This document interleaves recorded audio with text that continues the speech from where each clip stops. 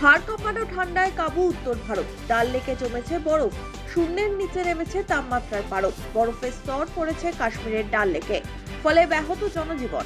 শিকারা নিয়ে বরফ কাটিয়ে যেতে রীতিমতো কসরত করতে হচ্ছে চালকদের। ঠান্ডায় কাঁপছে রাজধানী দিল্লিও, কুয়াশার চাদরে ঢাকলো দিল্লি, বইছে শৈত্যপ্রবাহ। আবহাওয়া দপ্তর সূত্রে খবর, 10 থেকে 14 জানুয়ারির মধ্যে পাঞ্জাব, হরিয়ানা, চণ্ডীগড়, উত্তরপ্রদেশ ও জম্মু বিভাগ, হিমাচল প্রদেশ, উত্তরাখণ্ড ও উত্তর রাজস্থানে সকালের বেশ কয়েক ঘন্টা কুয়াশার দেখা মিলবে। আবহাওয়া দপ্তর সতর্কতা জারি করে বলেছে, হরিয়ানা, পাঞ্জাব, দিল্লি, রাজস্থান ও উত্তরপ্রদেশের কিছু অংশে শৈত্যপ্রবাহের পরিস্থিতি বজায় থাকবে। 10 থেকে 12 জানুয়ারির মধ্যে উত্তরাখণ্ডে তুষারপাতের পূর্বাভাস দিয়েছে আবহাওয়া দপ্তর।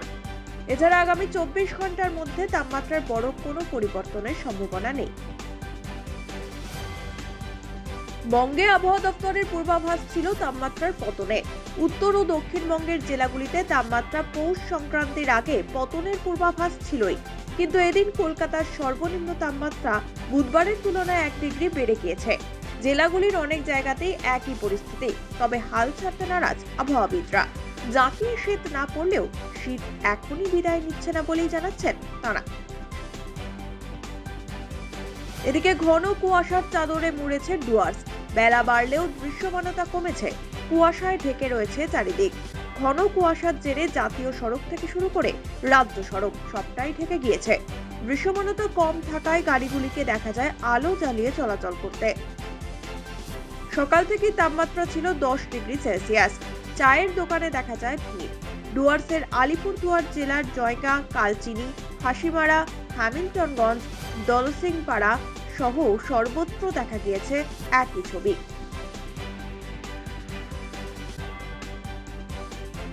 বৃহস্পতিবার সকালে আবহাওয়া দপ্তর জানিয়েছে, আগামী 24 ঘন্টার জন্য কলকাতা ও আশেপাশের এলাকায় আকাশ সাধারণভাবে পরিষ্কার থাকলেও ভোরের দিকে কুয়াশা থাকার সম্ভাবনা রয়েছে। সর্বোচ্চ সর্বনিম্ন তাপমাত্রা থাকতে পারে 25 ও 16 ডিগ্রি সেলসিয়াসের আশেপাশে। এদিন কলকাতার সর্বনিম্ন তাপমাত্রা 17.1 ডিগ্রি সেলসিয়াস, যা স্বাভাবিকের চেয়ে 3 ডিগ্রি বেশি। বুধবার যা ছিল 16.1 degree Celsius.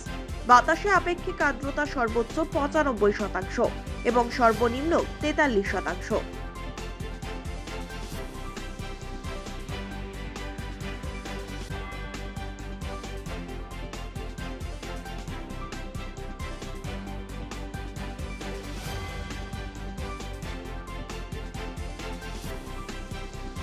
Bureau report, one India Bangla.